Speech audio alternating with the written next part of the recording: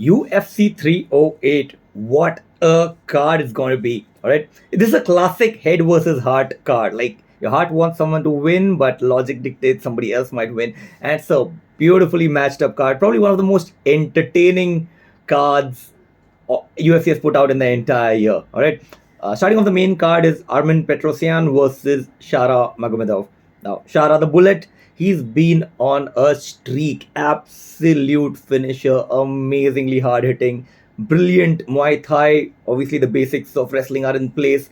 It makes him a very, very formidable fighter and a clear, favorite maybe to win this fight against an equally hard hitter, Armin Petrosyan. But Armin Petrosyan is great with his striking, amazing Muay Thai skills, but it's been proven time and again, even before that, he has a weakness for being taken to the ground and then finished. And if Shara manages to do that, he manages to show that he's not just a unidimensional fighter.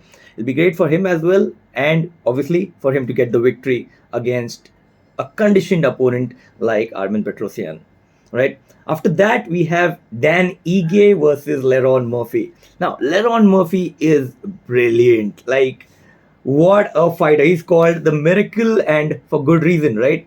He's currently on a 14-0 streak, like undefeated. He is phenomenal. The way he fights and knockouts and decisions, he just is unfinishable.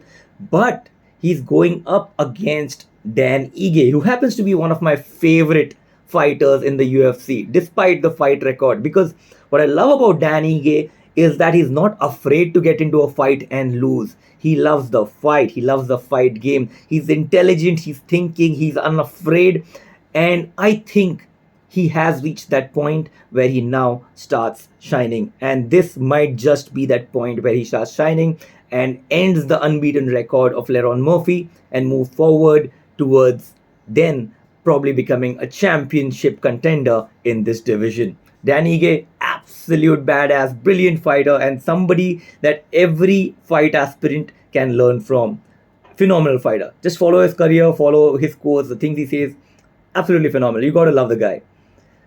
And then there's Alexander Rakic versus Magomedov Ankalaev.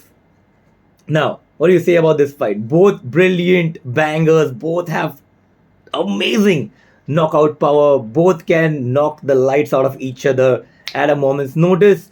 But Magomed Ankalaev has the wrestling foundation that Alexander Rakic doesn't have. Rakic will try to keep it standing up, and Ankalaev is not afraid to stay standing up. He's a brilliant, brilliant striker. But again, just like Shara Bullet, he does have a foundational skill in wrestling. So he is more capable of dictating the pace and the position of the fight, which in this fight probably favors him majorly, just like Shara Bullet's fight.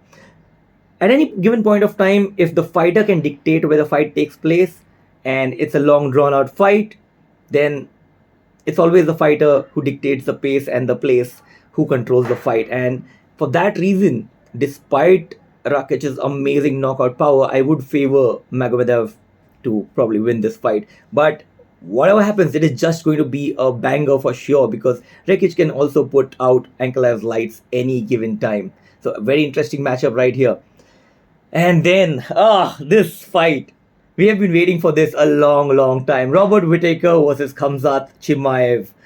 Now, last time Khamzat Chimaev got a staph infection and got sick and had to drop out.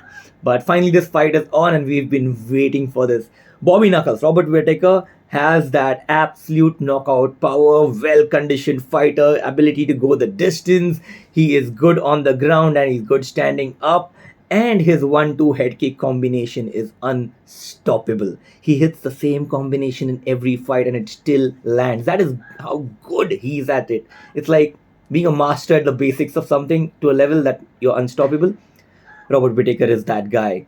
But he's facing Khamzat Chimaev, who comes with the Dagestani Wrestling Foundation, along with hard knockout power, hands and kicks. And he's been improving his striking phenomenally, right? He's always been a good striker, but right now, the way he's been landing shots, if you check out his pad work and the stuff he's been doing in his gym and the videos that they have been putting out, he looks phenomenal. And that's why in my heart, I want Robert Whittaker to win. I really want to see Bobby Knuckles shine, but the odds are so much against his favor. Oh, I would be at a loss of words to bet on this fight. The heart wants Robert Whittaker to win, but the mind says Kamzat has this probably in the bag.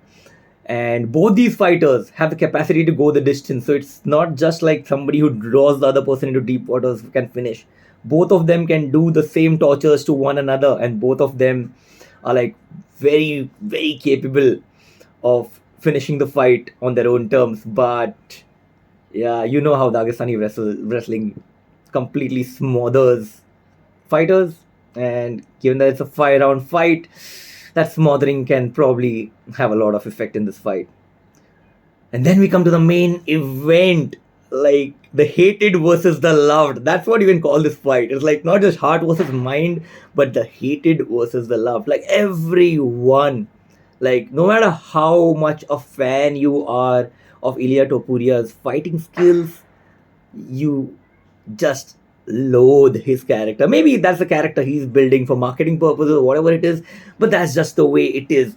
Everybody wants to see Ilya Topuria lose for the absolute loud mouth he's been. And on the other hand, you have a fighter who's not just respected and loved as a fighter, but as a person. A guy who's been a thorough gentleman through and through, lives the fight game, talks the fight game, a respectable fighter, a true legend of the game, and he's got amazing knockout power and has never been finished with a knockout. All right, he's sort of unfinishable. And will Ilya Topuria be able to knock Max Holloway out? That should be interesting to be seen. Now, Ilya wants to knock out Max Holloway in the first round, which seems impossible. Not that he cannot do it. Ilya Topuria does have that knockout power.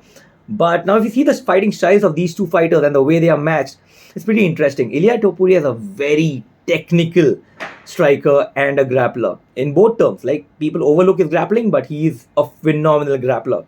But here, when you compare these two guys and their striking, Ilya will build up combinations of head, body, head, weave in and out, forward and back, and he keeps that movement going in such a way that he can set up his knockout strikes very well. Whereas Max Holloway kind of brawls. He uses his long arms, uses reach, knocks wide shots to the body, comes up with the same to the head. In that way, his setup is beautiful, but not as technically precise as Ilya Topuria's. But Max Holloway does have one amazing weapon which can actually break down Ilya's game, and that is his body shots with his punches, with his kicks, his spinning back kick to the body, the kind of size, absolutely reach and size advantage, and the kind of hardness Max Holloway has. He can really punish Ilya Topuria, push him into deep waters, and then get a finish on Ilya Topuria. So that is what I am hoping for. Can it happen? Very, very difficult thing to say. But he does have the weapons to do it. And that's the thing. Like, you can come into a game with a perfect game plan, but then few shots land and the game plan needs to change on the spot. So among both these fighters, it will be about who can sense a clean window and land their strikes, land their opportunity, and take the game where they want it to be. So very, very, very interesting matchup. Very, very interesting card. UFC 308. I can't wait for this banger to begin. Let me know what you think of this fight card down in the comments. I am done with making short format videos. I'm going to make videos that actually are worthwhile, actually worth the time, and actually bring out the discussions that add to the fans' experience of viewing the matches, the fans' experience of understanding the game, and my own discussions with my colleagues and my fellow fighters and coaches about the fight game and how we can keep it improving and how we can keep enjoying it to the best of its capacity. This is Pushkar Shirke for Project Battlefit, and enjoy UFC 308. Cheers.